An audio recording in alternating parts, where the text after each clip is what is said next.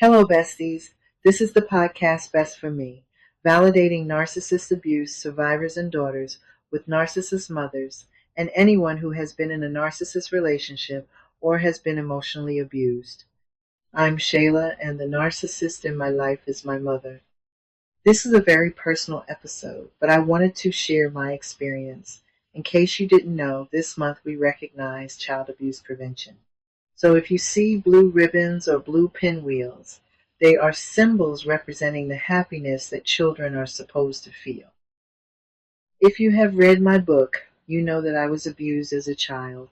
My ebook, You're Not My Mother, You're a Narcissist, is available on Amazon, Apple Books, Barnes & Noble, or anywhere you like to get your ebooks. The book is also available in audio format on Apple Books, so you can listen to the book and read it. I really didn't know I was being abused as a child. I just thought I had a mean, heartless mother who didn't love me. Shout out to all the listeners who have a mean mother.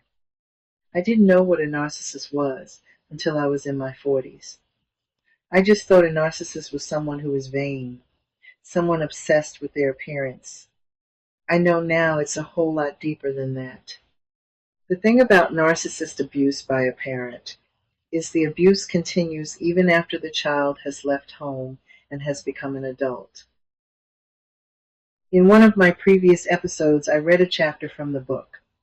The chapter I read dealt with the time I stayed all night at Gallatin High School in Gallatin, Tennessee, because I didn't want to go home.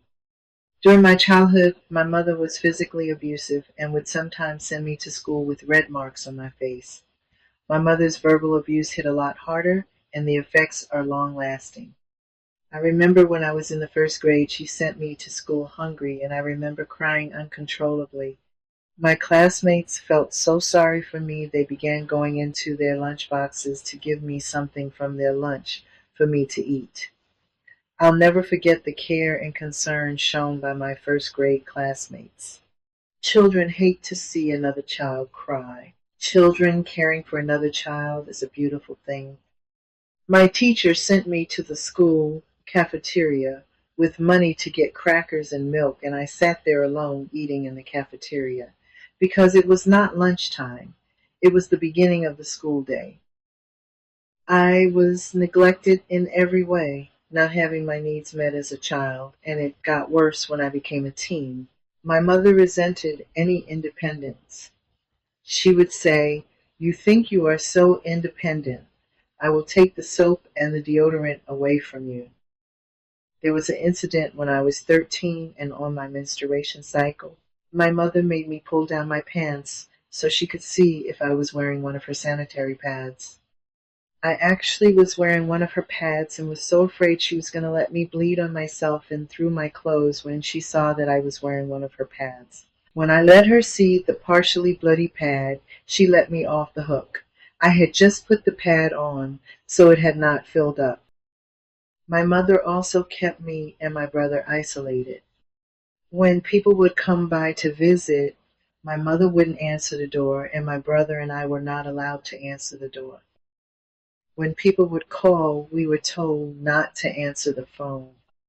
You see, if someone would call and my brother or I would answer the phone, of course the caller would ask, "Where is your mama?"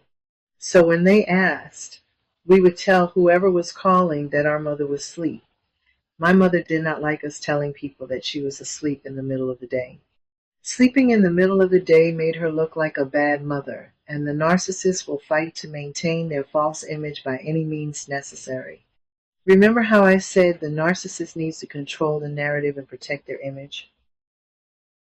When I wrote my ebook, You're Not My Mother, You're a Narcissist, I divided it into sections to cover the abuse I experienced in my childhood, and then I detail how the abuse continued into my adult life after I had left home and later got married and had a child. I would love for you to get the ebook. It would be a great therapeutic help to me. My mother has always suppressed the mistreatment she has caused me, wanting people to believe she is a good mom. Get my book so you can see what kind of mother she truly was and still is. The ebook is available on all the major platforms where you purchase your ebooks, including Amazon. And if you are interested in listening to the story as opposed to reading, the audiobook is available on Apple Books.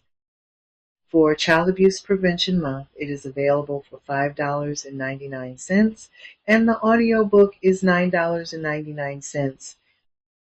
The book is not only a memoir about my experiences having a toxic and dysfunctional family, but it is also a valuable resource with references from expert psychologists and therapists specializing in narcissist personality disorder.